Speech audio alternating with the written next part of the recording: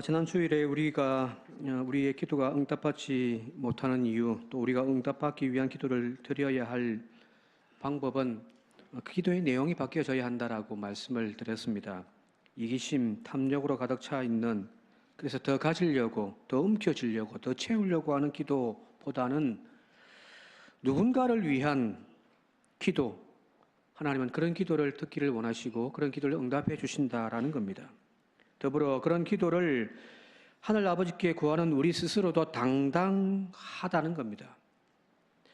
내 배만 기뻐하고 그것이 축복이라고 여기는 우리의 기도가 아니라 누군가의 배고픔을 아파하고 그 배를 채워주기 위하여 간청하는 그 기도는 당당할 수밖에 없다고 말씀드렸잖아요. 그래서 그 간청이란 단어, 그것이 어떤 때만 쓴다고 되어지는 의미가 아니라 당당함이라고 하는 말씀을 드렸습니다. 자, 그런데 이런 기도를 올릴 수 있는 것도 우리의 마음이 변하지 아니하면은 구할 수 없잖아요. 그죠? 내 안에 욕망과 이기심으로 가득 차 있는데 정말 뜨겁게 눈물을 흘리며 누군가를 위해 기도할 수는 없는 거거든요. 인간은 근본적으로 이기적이기 때문에 또 아담 이후로 우리의 마음이, 우리의 생각이 죄로 병들었기 때문입니다. 그래서 이 영적으로 병든 마음을 다시 거룩한 마음, 이기적인 마음이 다시금 이타적인 그리스도의 마음으로 바뀌어질 수 있는 그 비결은 우리가 애쓴다고, 수양한다고 되어지는 것이 아니라, 따라합시다. 성령의 임재를 통해 가능한 신비이다. 성령님이 만져주지 않으면 이 병든 우리의 마음을 고칠 수가 없는 거예요. 저희 아버지를 보면 제가 제일 답답한 것 중에 하나가 본인이 의사세요. 본인이 다 안 돼요. 내 병은 내가 알아. 이런데 못 고치죠, 그죠? 왜? 기술도 없잖아요. 올바른 지식도 없거든요. 의사의 손길에 맡겨야죠. 그래야 치유되어지고 고침 받잖아요. 이 죄로 물들어 있는 우리의 영혼을 고칠 수 있는 것은 하나님의 손길, 성령의 손길이 아니면 고칠 수가 없습니다. 그러니 예수님이 저 십자가에서 죽으신 거잖아요. 우리 스스로가 수양하고 수련하고 돌을 닦으면 깨끗하게 우리의 죄의 마음을 씻어낼 수 있다고 한다면 주님이 왜 저기 굳이 돌아가십니까? 그걸 못하니까 우리가 우리의 죄를 씻기 위하여 십자가에 죽으셨고 또 하늘에 올라가시면서 또 이것을 위하여 우리에게 성령을 보내어 주신 거잖아요. 성령 받으라, 성령 받으라 하시면서 제자들 찾아가셔가지고 성령을 불어넣어 주신단 말이에요. 가만히 한번 생각해 보십시오. 성령의 임재를 경험했던 초대 교회의 모습을 가만히 한번 생각해 보시면은 이 마가 다락방에 기도하기 모였던 그 120명의 사람들 머리 위에 성령이 임재하고 그죠. 성령의 충만한 가운데서 그들이 방언으로 각기 다른 말들로 막 기도하기 시작하거든요. 그러나 더 놀라운 일이 일어났습니다. 그것은 바로 거기에 모여있던 사람들이 각자 자기의 유익만을 구하지 않고 오히려 그 반대로 자신의 물건을 서로 팔아서 통용하며 서로 모이기에 힘쓰고 한 마음으로 하나님을 찬미하는 일을 하면서 기뻐하더라는 거잖아요. 어느 누구 하나 자신의 소유를 주장하거나 욕심으로 더 챙기려고 하는 사람들은 없었습니다. 오히려 자기의 소유를 팔아서 가난한 사람들과 공유하고 또한 가난한 사람들을 챙겨주었지. 그죠? 이것이 바로 성령 충만의 현상입니다. 하나님의 영이신 성령이 우리 안에 임재하시면 지금까지의 우리가 육적인 생각들, 육적인 마음들 다 불러 태워버리시는 거예요. 그래서 불세례라고 이야기를 하는 거거든요. 마가 다락방에 임재했던 성령의 임재에 두 가지 현상이 나타납니다. 첫 번째는 강한 바람이 이곳에 확 휘몰아치거든요. 이 바람이란 단어 자체가 푸뉴마라고 해서 영이기도 하고 바람이기도 하단 말이에요. 하나님이 인간을 창조하시고 그 코에 생기를 불어넣어 주시잖아요. 그죠? 그게 생명의 영이기도 하지만 또 한편에서는 바람이란 말이에요. 성령은 바람으로 우리 가운데 임재하시며, 또 하나가 각자의 머리 위에 불의 혀 같은 것이 다 머물러 있더라는 거잖아요. 그죠? 불의 혀, 그게 성령의 임재 하나의 현상이거든요. 우리의 욕망, 우리의 탐욕으로 가득 찬 마음을 태우실 하늘의 불, 그것이 바로 성령입니다. 오늘 이 불이 여기 있는 저와 여러분들 가운데 임재하시기를 바랍니다. 따라서 성령의 임재는 이처럼 우리의 사악하고 이기적인 마음을 바꿔놓습니다. 이 마음이라는 단어를 우리의 생각으로 바꿀 수도 있고 우리의 인격으로 또 바꿀 수 있죠. 그죠? 성령이 임재하시면 사람이 달라집니다. 에스겔 11장 말씀을 같이 한번 읽어볼게요. 에스겔 11장 19절에서 20절입니다. 함께 읽겠습니다. 시작. 내가 그들에게 한 마음을 주고 그 속에 새 영을 주며 그 몸에서 돌 같은 마음을 제거하고 살처럼 부드러운 마음을 주어 내 율례를 따르며 내 규례를 지켜 행하게 하리니 그들은 내 백성이 되고 나는 그들의 하나님이 되리라는 겁니다. 역사적으로 이스라엘은 목이 곧은 백성이에요. 그죠? 목이 곧은 백성이란 말이에요. 그 심령이, 그 마음이 화강석처럼 단단해서 하나님의 말씀의 씨앗이 좀처럼 들어가지가 않았던 백성들이었습니다. 마치 예수님의 비유처럼 돌짝밭과 길가에 뿌려진 씨앗과 같은 그런 현상들이었습니다. 자, 그런데 다시 회복되어질 이스라엘의 첫 시작은 바로 이 마음을 고치시는 거거든요. 여기 그 속에 새 영을 주어, 즉 성령님이 우리들 가운데 오심을 통하여서 돌처럼 딱딱해진 우리의 마음을 녹여주시고 부드럽게 해주셔서, 즉 쉽게 이야기하면 밭을 갈아엎으셔가지고 거기에 씨앗이 뿌려진 그 말씀의 씨앗이 자랄 수 있는 옥토로 만들어 주신다는 겁니다. 그게 성도 아닌가요? 그죠? 여러분들 설교에서 은혜 받기를 원하신다면 두 가지를 기도해 주시기 바랍니다. 첫 번째, 주여 목사님이 성령 충만하게 해달라고. 그래서 성경에 그냥 깊이 빠져들어가지고 깊은 그 생수의 강을 퍼낼 수 있는 실력 좀 갖추게 해달라고 기도해 주시고요. 두 번째는요, 주여 성령이 임하여 내 마음의 밭이 갈아엎어져 말씀이 뿌려지더라도 씨앗을, 싹을 튀어내고 말씀을, 열매를 맺어내는 믿음 되게 해달라고 기도하시기 바랍니다. 오늘 읽었던 본문 로마서 8장 9절에도 이렇게 되었습니다. 제가 읽어드릴게요. 만일 너희 속에 하나님의 영이 거하시면 너희가 육신에 있지 아니하고 영에 있나니 누구든지 그리스도의 영이 없으면 그리스도의 사람이 아니다라는 겁니다. 성령이 없으면요, 성령이 우리들 가운데 임재하지 못하면 오늘 우리는 껍데기는 교회 다니면서 신앙생활 하라는 믿음의 사람처럼 보여지지만 그러나 그리스도의 사람은 될 수가 없습니다. 왜요? 그리스도인이란 근본, 우리의 생각이, 우리의 마음이, 우리의 영혼이 그리스도를 닮아가는 사람들인데 말하는 거 보면은, 하는 행세 보면은 전혀 예수님의 모습과는 다른 그런 모습을 보이면서 여러분들, 나는 교회 다닌다, 나는 예수 믿는다, 그런 거짓말 좀 하지 맙시다. 예수 믿으면요, 예수 닮아갑니다. 안 그런가요? 예수를 제대로 믿는 사람들은 예수 그리스도인이 되어지는 거예요. 그래서 우리를 세상 사람들이 뭐라고 일컬어 말했냐면 그리스도인이라고 이야기를 했잖아요. 그리스도를 모시고 살아가는 사람들이라는 거예요. 그리스도의 향기가 나는 사람들이라는 거예요. 그리스도의 인격이 나타나는 사람들이라는 거거든요. 근데 이 사악한 심령이 어떻게 그리스도의 인격을 만들어 나갈 수가 있습니까? 그 비결은 바로 성령이 우리의 마음밭을 갈아엎는 거예요. 이 성령을 충만하게 받는 저와 여러분들 되시길 바랍니다. 사도 바울의 최대 관심사는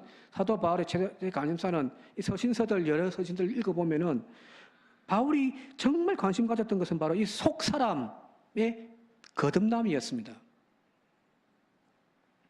어떤 사람의 기도를 가만히 들어보면은 이 사람이 지금 어떤 고민하고 있는지 금방 알 수 있잖아요, 그죠? 이 사람이 지금 어떤 것이 가장 최대 관심사를 가지고 있는지를 알려면 그 사람 기도만 잠시 들어보면 됩니다. 육신의 질병 아픈 사람들은 주여 고쳐주시옵소서, 고쳐달라고 그런 기도를 할 수밖에 없잖아요, 그죠? 물질에 지금 아픔 때문에 염려하고 있다면은 주여 채워달라고 할 거예요. 그죠? 즉, 그 사람의 기도를 통하여 그 사람의 최대 관심사를 우리가 알 수 있는데, 이 바울의 기도를 가만히 이렇게 쭉 들여다보게 되어지면은 바울이 여러 서신들 가운데서 내가 너희를 위하여 기도하고 있다라는 그런 표현들이 많이 등장해요. 근데 몇 군데, 한 두 군데만 좀 찾아볼게요. 에베소서 3장 16절인데요. 14절부터 16절까지 같이 한번 읽어볼게요. 시작. 이러므로 내가 하늘과 땅에 있는 각 족속에게 이름을 주신 아버지 앞에 무릎을 꿇고 비노니 그의 영광의 풍성함을 따라 그의 성령으로 말미암아 너희 속사람을 능력으로 강건하게 하시오며. 에베소 교인들이여, 내가 너희들을 위하여 정말 하나님 앞에 무릎 꿇고 기도하고 있는 것이 있는데, 그것은 바로 너희들이 큰 교회, 부흥되어진 교회 되기를 바란다. 너희 사업이 번창하여 부자 되기를 바란다. 너희 가운데에 권력자들이 나오기를 바란다. 아니에요. 그건 다 겉의 모습이에요. 겉사람의 이야기들이라고 한다면 바울이 기도하고 있는 것은 바로 너희 속사람의 능력으로 강건하여 지키기를 바란다는 거거든요. 골로새서 1장에도 이렇게 이야기합니다. 골로새 교회를 향하여서 이로써 우리도 듣던 날부터 너희를 위하여 기도하기를 그치지 아니하고 구하노니 너희로 하여금 모든 신령한 지혜와 총명에 하나님의 뜻을 아는 것으로 채워지기를 바란다. 물질 채워지고 명예 채워지고 여러 가지 세상적인 즐거움 채워지는 것을 위하여 기도하는 것이 아니에요. 그들의 속사람의 하나님의 뜻이 채워지는 것을 위하여 기도하고 있더라는 거거든요. 오늘 여러분들은 어떤 기도를 하고 계십니까? 오늘 우리 산정교회는 어떤 기도를 하고 있습니까?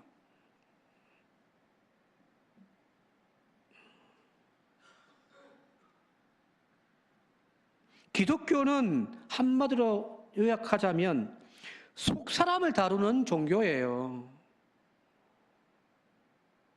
내 영혼이 잘됨 같이, 그게 첫 번째예요. 어느 순간 한국 교회가 이 첫 번째여야 할 속사람의 거듭남에 대해서는 그냥 무관심해 버렸습니다. 장로교회의 문제이기도 해요. 칼빈의 신학을 이상하게 가르쳐가지고 한 번 예수 믿기만 하면은 영원히 예수 믿는다라고 하는 예정론이 한국 기독교인들 다 배려놨습니다.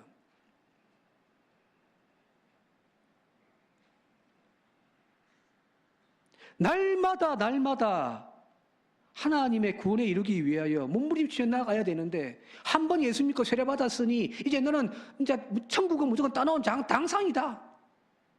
아니에요. 날마다 성화되어져 예수 그리스도의 믿음의 장성한 분량에까지 나아가도록 노력해야 되는데, 목사 한 번 되면은 끝나. 장로 되면 그 순간부터 끝나요. 권사 안수 받으면 그때부터 끝나버려요. 왜? 죽을 때까지 목사고, 죽을 때까지 장로고, 죽을 때까지 권사거든요. 아니요. 5월 달에 교회 임직식들이 많아가지고, 저는 이제 노회장이니까 장로 피택 같은 경우는 행사하면 그냥 축도할 때까지 가만히 앉아 있어야 됩니다. 마칠 때까지. 1시간이든 2시간이든 그냥 마칠 때까지 앉아 있어야 됩니다. 내가 제일 하고 싶었던 것이 뭐냐면은 권면이거든요. 임직자들 권면. 정말 하고 싶어요. 근데 안 시켜줘요. 서기가. 근데 뭘 이야기하고 싶었냐면은 그거예요. 여러분들이 지금 임직받는 이 순간은 그릇이 되는 순간이다. 하나님 앞에 쓰임받기 위한 그릇이 되기 위한 순간이다. 이제부터는 그 그릇에 무엇을 담는가가 여러분들이 추구해야 될 것들이다. 그죠? 목사님 집 받고 안수 받으면은 그릇은 준비되었는데 무엇을 채웁니까? 목사, 장로, 권사뿐만 아니에요. 그리스도인들도 마찬가지예요. 여러분들은 이제 하나님의 자녀라고 하는 그릇을 준비한 거예요. 그 안에 뭘 채우시겠습니까?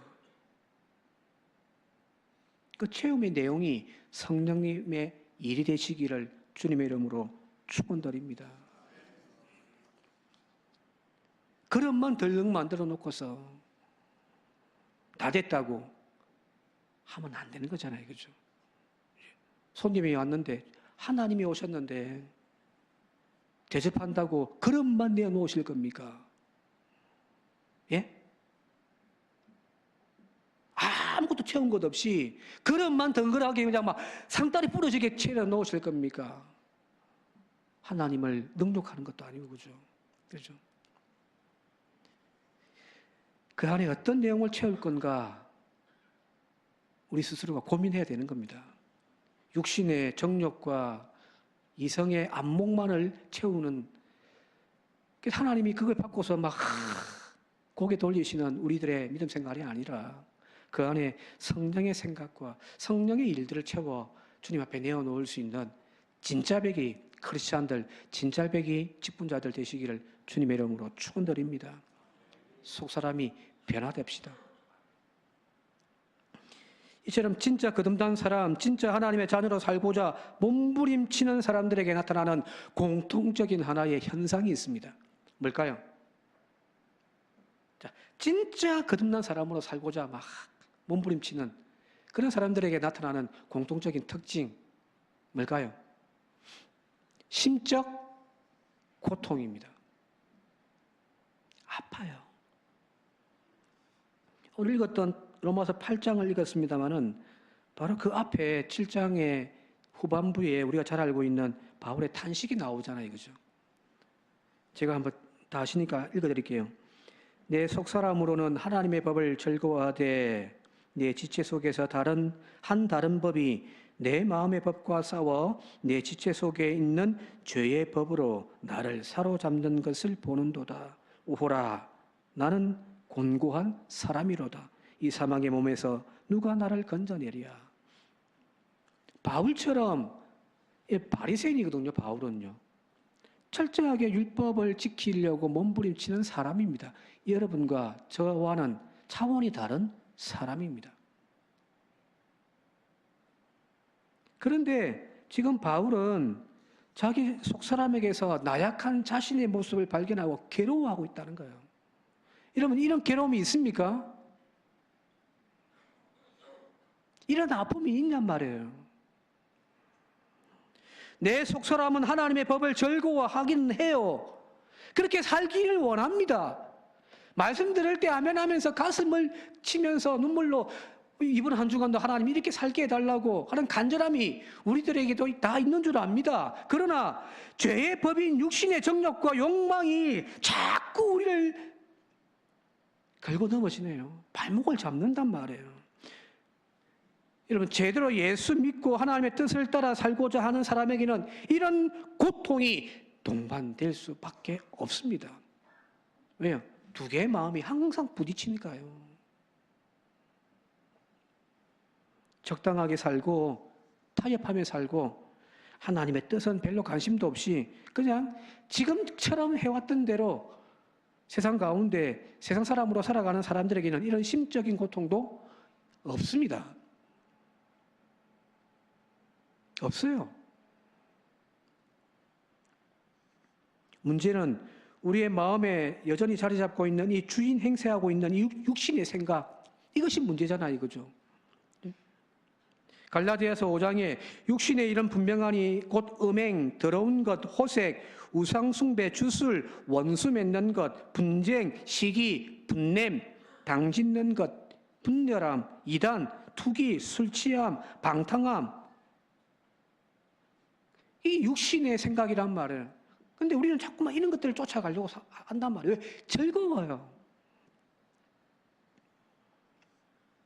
그런데 이런 마음들은요, 아무리 수련을 하고 돌을 닦아도 여러분들, 이 우리의 어두운 마음의 욕망을 지울 수가 없단 말이에요.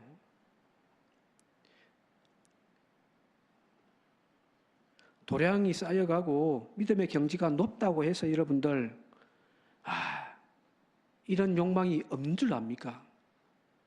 지난주에 제주도에 4.3 기행 갔다가 이제 교인들 앉아가지고 막 이런저런 이야기 하다가 우스개로 어떤 장로님이 저한테 목사님은 화장실 안 가시죠? 라고 하시더라고요. 예, 저는 안 갑니다. 했습니다. 이런 분들 보는 앞에서는요. 이런 육체적인 생리적인 욕망들 왜 제약이 없겠어요? 다 있어요. 이걸 어떻게 잘 다스리는가가 믿음의 차이인 거죠. 그런데 가만히 조금만 내버려 두면요.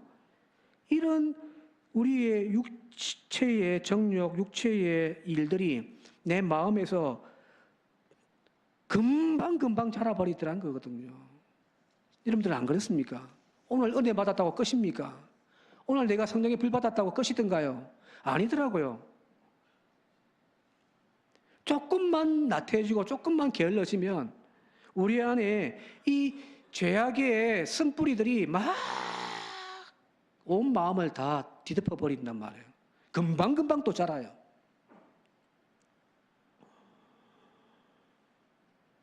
그러나 성령이 우리들 가운데 임하시면 분명합니다. 그런 우리들의 모습을 보고서 세상 사람들은 자랑하지만 우리는 그것을 부끄러워할 줄 안단 말이에요.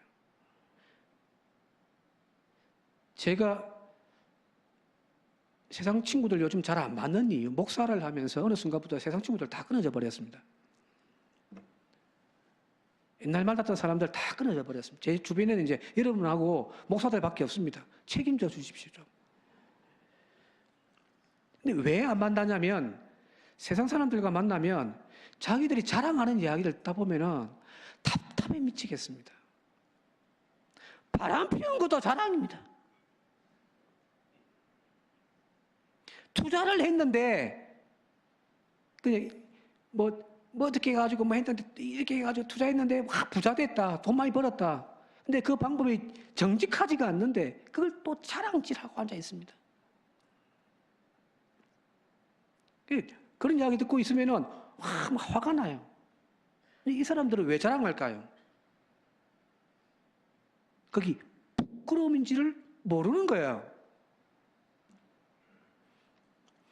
그러나 우리 안에 그런 육체의 정욕을 쫓아가는 또 다른 마음, 성령의 거룩한 영이 우리들 가운데 거하시면 적어도 여러분들 부끄러워할 줄은 아는 거죠.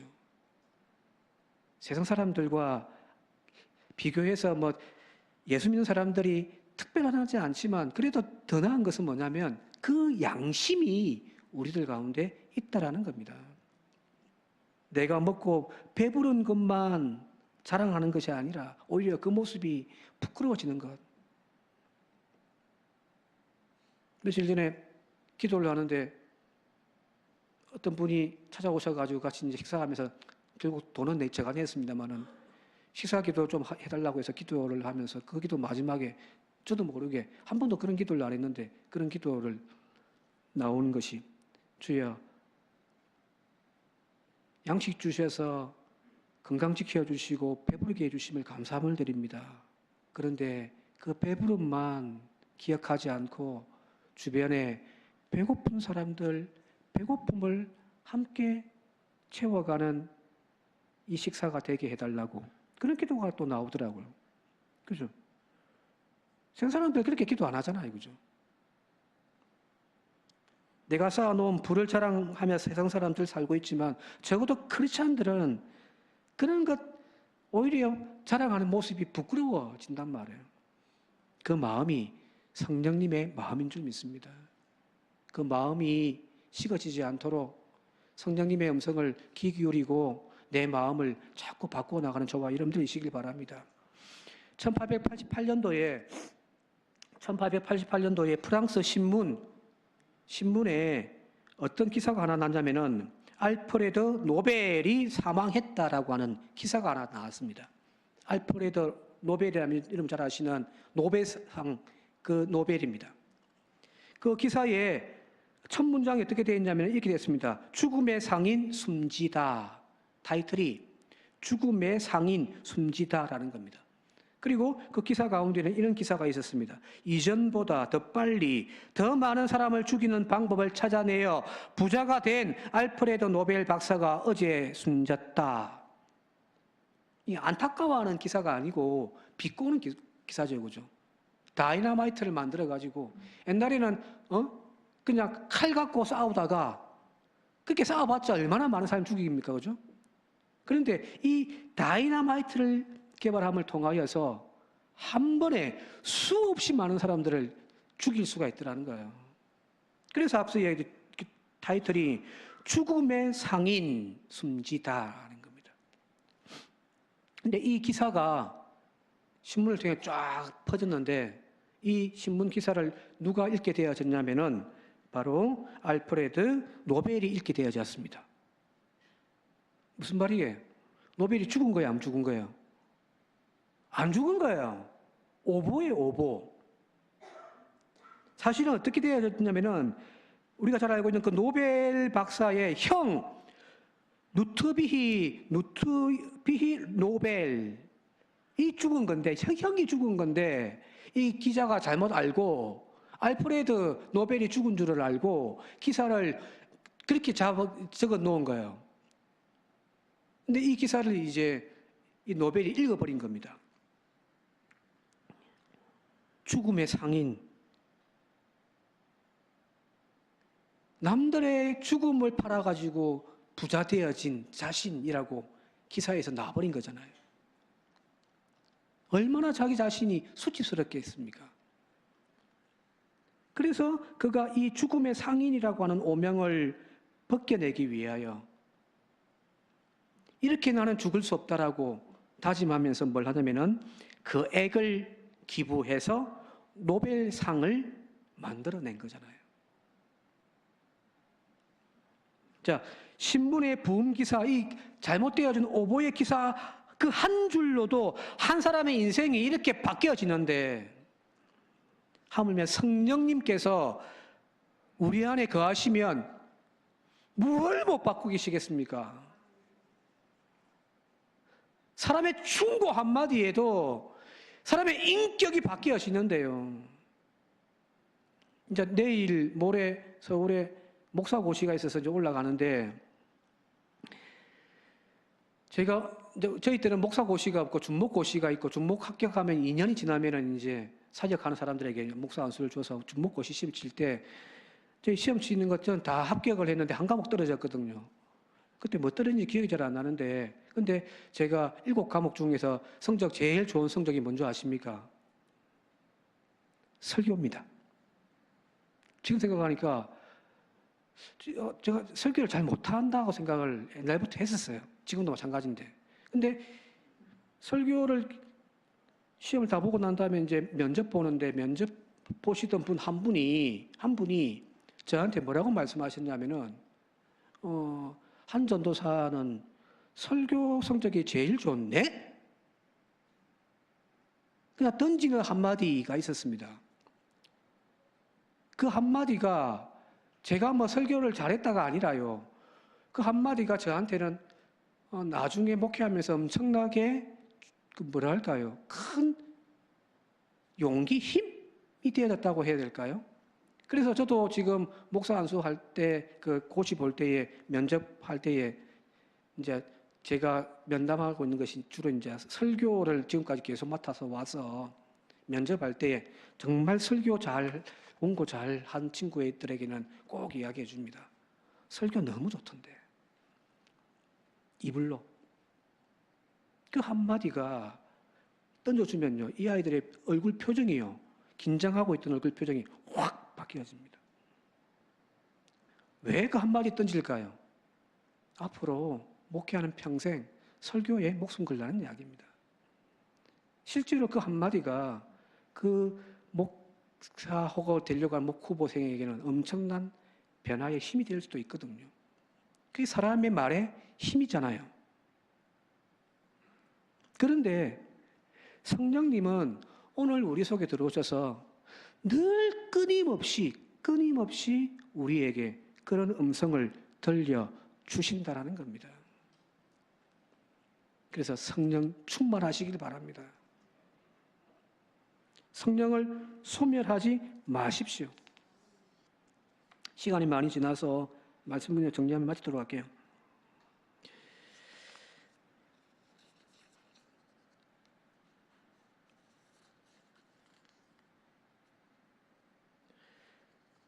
자꾸만 우리는 우리의 육신의 자랑만을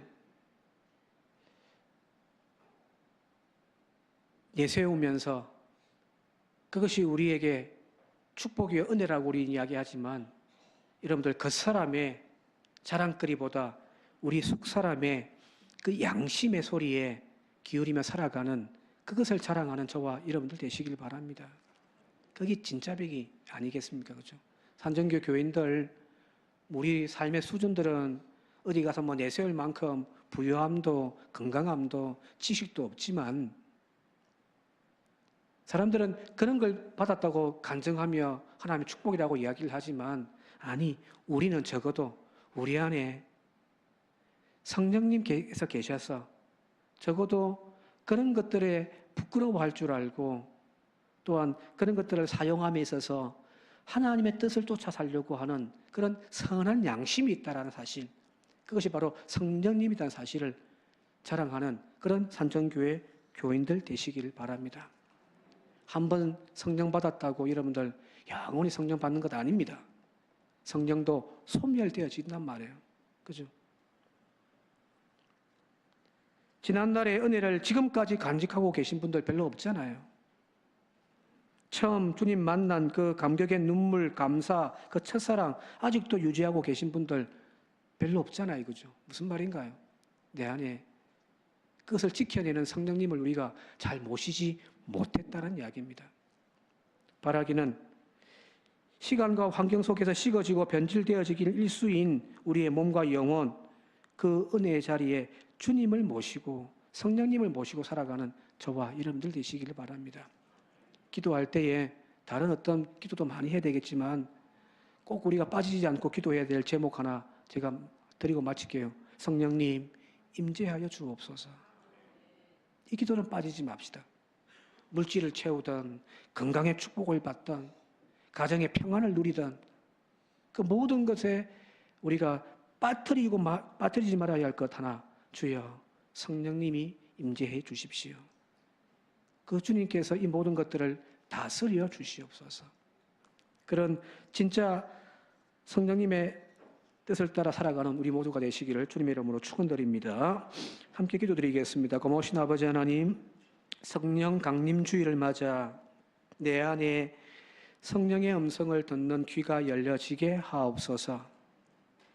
세상 사람들처럼 육적인 것들만 자랑하는 저희들이 아니라 선한 양심, 거짓 없는 믿음, 그 성령님의 울림의 소리에 귀 기울이는 저희들이 되게 하셔서 받은 은혜와 축복을 선한 데 사용하는 하나님의 작은 아들, 딸들 되게 하옵소서.